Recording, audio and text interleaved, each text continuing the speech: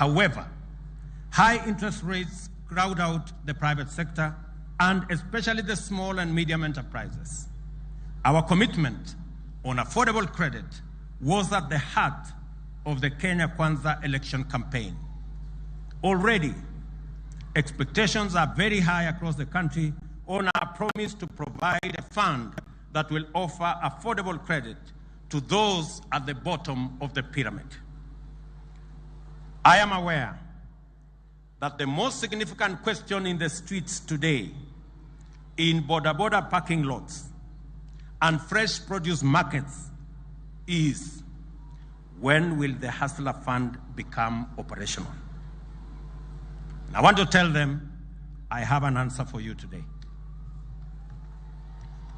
Even before the fund is set up, we have made several interventions to make credit accessible.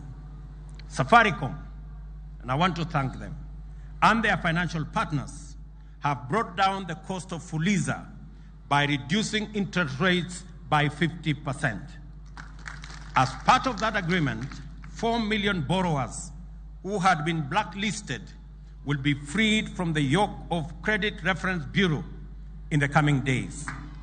We have also secured an agreement with CRBs that they will abandon the punitive penalty of blacklisting borrowers and move to a credit scoring system that makes borrowers eligible for credit even as they work to improve their credit worthiness.